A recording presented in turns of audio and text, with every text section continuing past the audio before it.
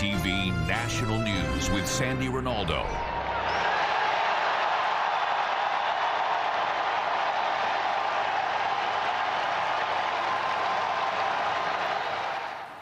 The world's 1.4 billion Catholics have a new leader, and here he is emerging onto the Vatican balcony for the first time.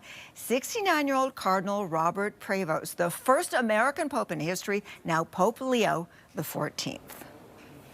Hello and welcome. Habemus Papam. We have a new pope, the words used to confirm the new head of the Roman Catholic Church. Excitement and shouts of joy from the thousands in St. Peter's Square after white smoke billowed from the chimney of the Sistine Chapel on day 2 of the conclave, signaling this historic moment.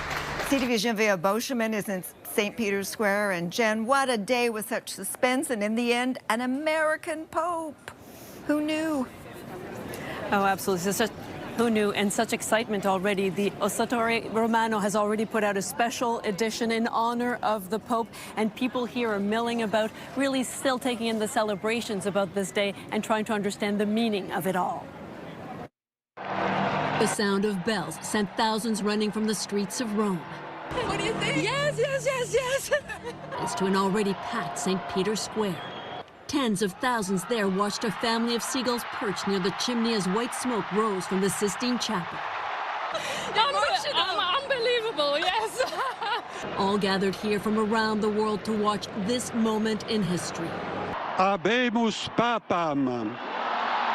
We have a pope, said the senior cardinal deacon.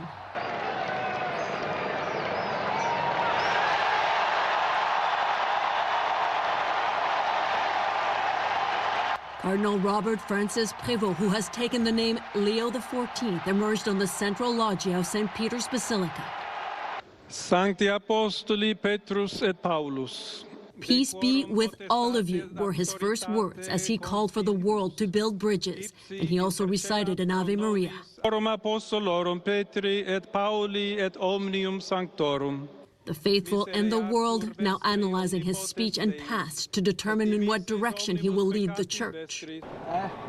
Leo XIV is a 69-year-old American born in Chicago, Illinois, to Italian and French parents. He spent years as a missionary in Peru and becomes the first pope from the Augustinian order, the first American.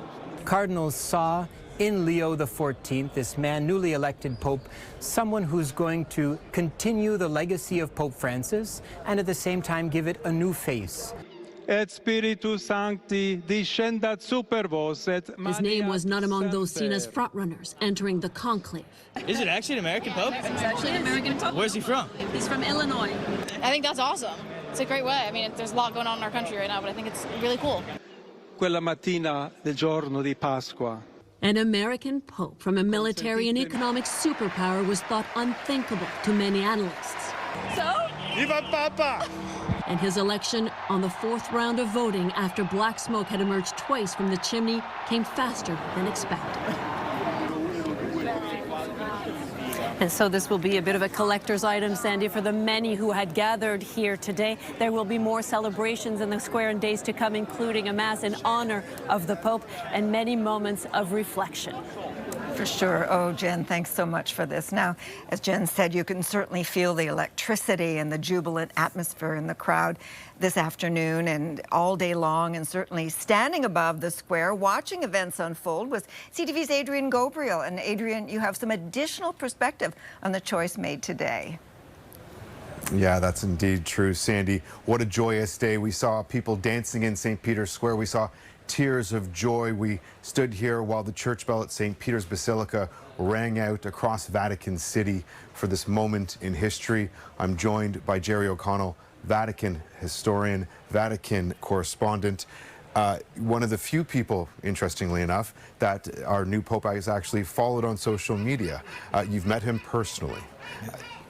In this divided world, at this time and place in history, is he the Pope for the moment?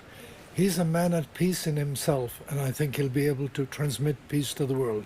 He spoke immediately about building bridges. Mm-hmm. He wants to pull down the walls that others are so rapidly putting up And he wants to overcome the nationalisms, the polarization, and he is very concerned about the poor, the marginalized in society. He's going to continue the reforms, the path that Pope Francis had traced.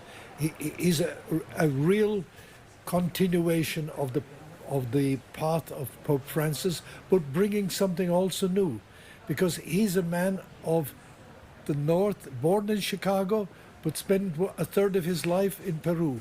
He's one of those who crosses divides in his own personal experience, and I think he will help the world to do that. Born in Chicago in 1955, we now have an American Pope. Jerry O'Connell, thank you so much for joining us. And thank you. Sandy, there was a message today. Tens of thousands came with hope, and now they have a new Pope as they look towards the future. All right, Adrian, thanks so much. CTV's Adrian Gabriel. Canada's Roman Catholic community stands at approximately 10 million, the largest religion overall in Canada. CTV's Heather Wright now on the reaction here at home to the news of a new spiritual leader. Heather. Well, Sandy, there are roughly 11 million Catholics in Canada, and some of them have been coming here to St. Michael's Cathedral in downtown Toronto this afternoon to pray and reflect on the election of the new Pope. This is one of the oldest churches in Toronto and the Cathedral Church of Cardinal Frank Leo, one of 4 Canadian cardinals who participated in the conclave that elected Pope Leo XIV. For the Catholic faithful who have been coming here, they say now is a time of excitement and optimism. So I came to our student center and we were just watching together, just waiting like on the edge of our seats for the new Pope, and it's just so great. I couldn't stop my tears when I saw the white smoke. So I'm very glad and very happy to saw the news. There had been a lot of debate about whether the Cardinals would choose a pope that would carry on the legacy of Pope Francis or chart a path focused more on tradition. Those we have spoken to say they believe Pope Leo XIV will continue some of the changes made by Francis, while also providing a different type of American voice. Seems to be good timing, right? Now we'll have 2 hopefully opposing loud American voices. Hopefully can provide a little bit of a different side of an American voice than we're used to seeing in the news lately. And other people we spoke with said they were happy this was a short conclave, hoping that means there was a consensus on who was best to lead the Catholic Church going forward. Sandy. Right, CTV's Heather Wright. Now, during the wait for white smoke from the roof of the Sistine Chapel at the Vatican, the famous chimney had to share some of that global screen time today. A few seagulls took up the prime position as the world watched. They also entertained onlookers on the big screens at St. Peter's Square. And just as the white smoke emerged announcing the new pope, a baby chick was also seen at the base of the chimney. And for more of our coverage of this historic moment, the election of the new pope, head to ctvnews.ca. Americans, of course, are over the top over the announcement. CTV's Washington Bureau Chief Joy Malman is here with us now. Okay, Joy, Pope Leo from Chicago was a former missionary, said to be humble, quiet. So what was the reaction from the U.S. president to this historic decision? Sandy, an American pope, he was considered a long shot, especially with some of that anti-U.S. sentiment out there. Now, he's known as the Latin Yankee in Rome, and President Donald Trump congratulated him. He was born in Chicago, and President Trump said he looks forward to meeting him soon. Speaking with reporters, the president was clearly excited. Take a listen. They have already spoken to us, and we'll see what happens. But again, to have the Pope from the United States of America, that's a great honor. That's a great honor. Sir, has your message voice?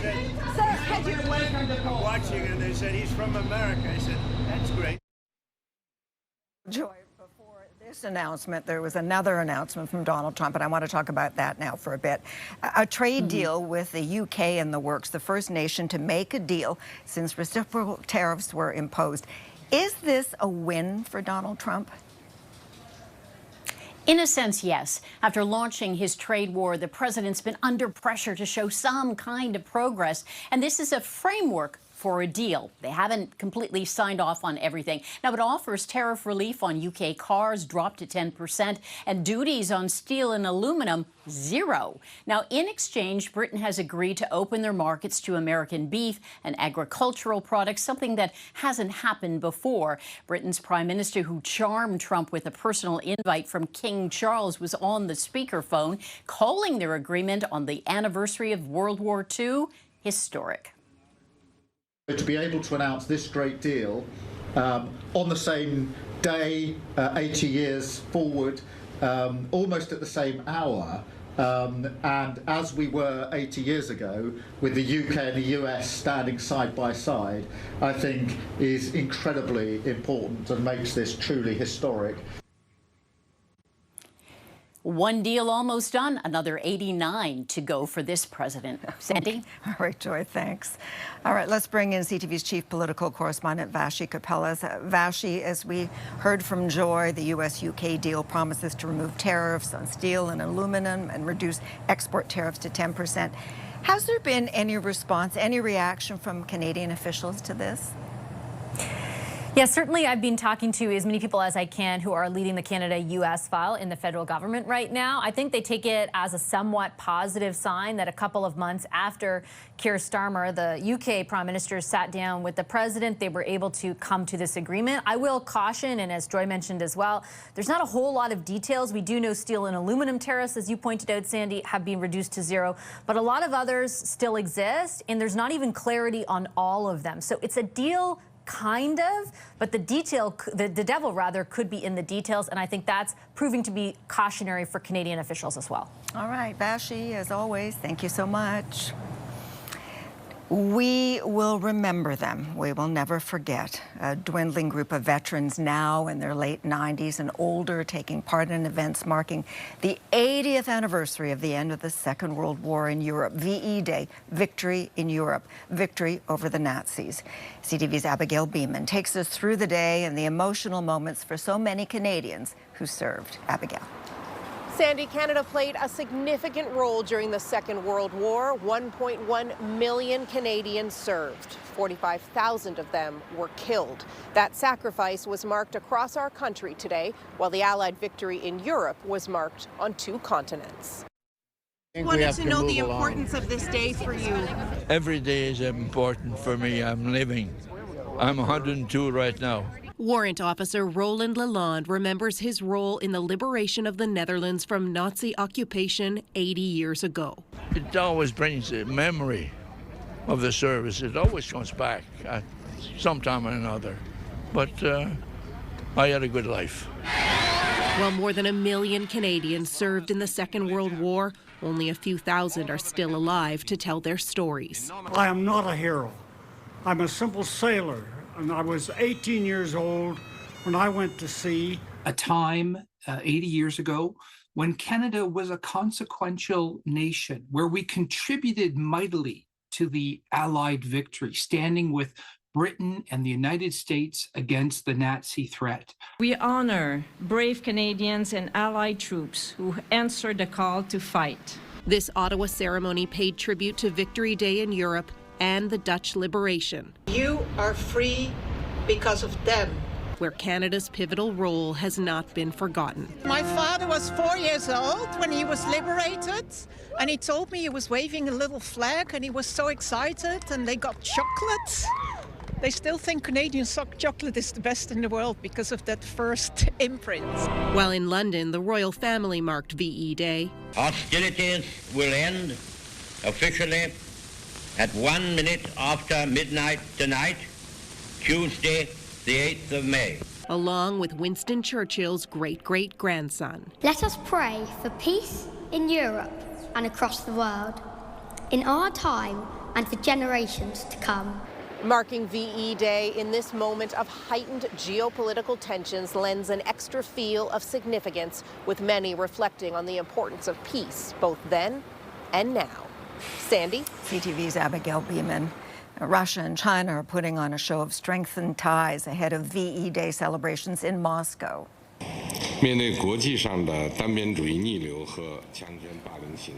President Vladimir Putin is hosting Chinese President Xi Jinping. The two discussed major international issues and agreed to deepen strategic coordination and boost trade and investment by 2030. Putin has described Xi as the main guest at the Victory Day festivities. Meantime, Russia and Ukraine are accusing the other of breaking a 72-hour ceasefire called by Putin. Ukraine accused Russia of multiple attacks, and Russia said it will mirror the strikes it says are coming from Ukraine.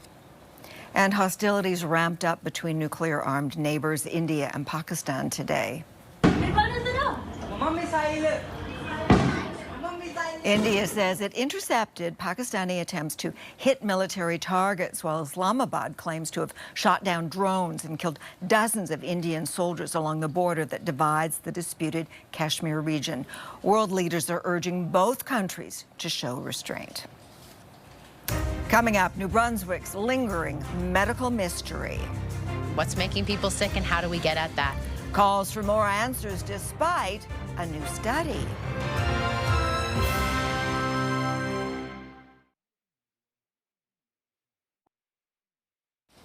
The Premier of New Brunswick says the search for answers is not over, a day after a study says there is no mystery brain disease in her province. It is the latest development in a years-long saga to understand what is making so many people sick. CTV's Sarah Plowman has been following it all and has more on what the Premier said today. What is making New Brunswickers sick? And I think that the study didn't answer that question. Premier Holt's response to a study published in the Journal of American Medical Association that concluded there's no mystery brain disease in New Brunswick and there's strong evidence against an exposure to an environmental toxin. Researchers reassessed 25 patients previously diagnosed with a neurological syndrome of unknown cause. That 100% of the cases that we evaluated, we were able to make a diagnosis of an established neurological problem. Instead, the authors say patients in this cohort had neurodegenerative diseases, head injuries, or metastatic cancers, a broad range of illnesses. It's highly unlikely, or if not impossible, that a single environmental factor then could have created this syndrome that has been touted to be due to environmental toxins. It comes as New Brunswick's Public Health reviews 222 patient files, diving into whether environmental toxins may be causing sickness. Concerns shared by patients and their neurologist, Dr. Aliar Marrero, who defended his work and says he's in profound disagreement with the study's conclusions, adding he's evaluated more than 500 patients and provided a significant amount of unequivocal, sometimes critical environmental exposure evidence. The idea that this is a mystery illness, we've moved away from that. Stacey Quigley-Cormier's stepdaughter is one of Dr. Marrero's youngest patients. She thinks talk of whether it's a mystery disease or not pivots the conversation away from key questions. It's why. Why do they have rare antibodies? Why are multiple people in multiple families sick? Why do we have people that are under even the age of 10 that are sick? Why is it that geographically we have people on the same street? The study urges patients to get a second opinion, saying it seems few sought this. Quigley-Cormier points out her stepdaughter did seek a second opinion, but calls that diagnosis incomplete and thinks other patients would be more open to it if it included looking at all the data in their medical files. Sandy. Sarah, thank you. And a wildfire in Newfoundland's Avalon Peninsula has destroyed at least 30 structures.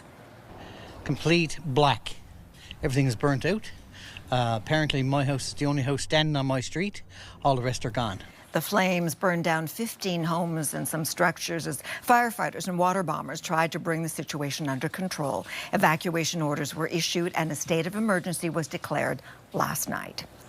Still ahead, a salute to Canada's fallen. A 103-year-old veteran remembers his peers and their sacrifice.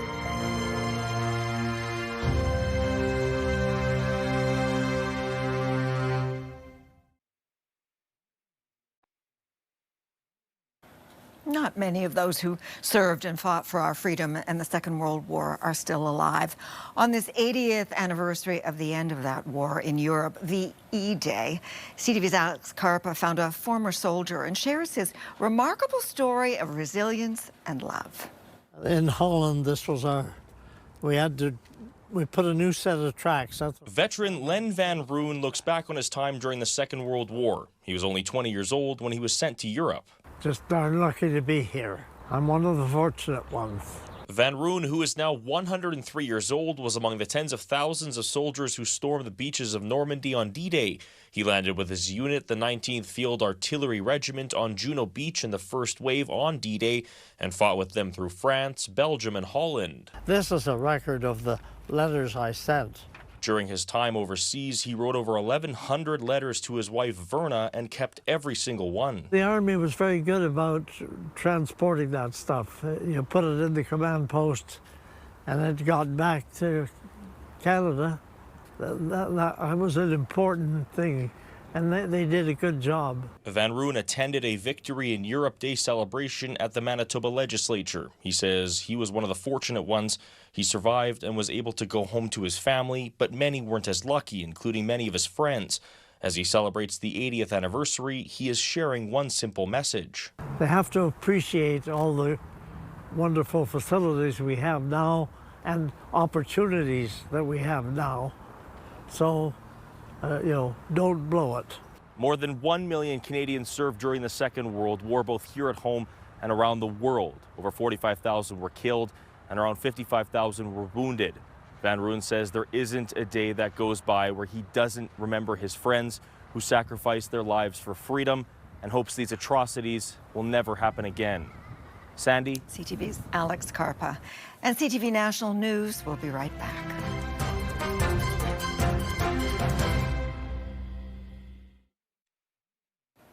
Late this afternoon, we heard from Prime Minister Mark Carney congratulating the new Pope on his election.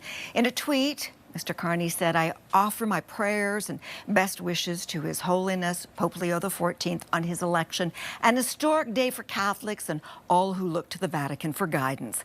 At a time of global challenges, may his pontificate carry forward a mission of solidarity, compassion, and dignity for all." And on this magical day for the Roman Catholic faithful, a new Pope, a day of new hope for the future. And as we say goodbye, let's revisit some of the captivating images that came to us from St. Peter's Square.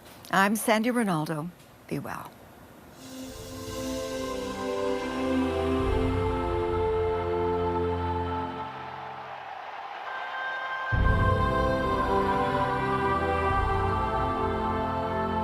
La pace sia con tutti voi.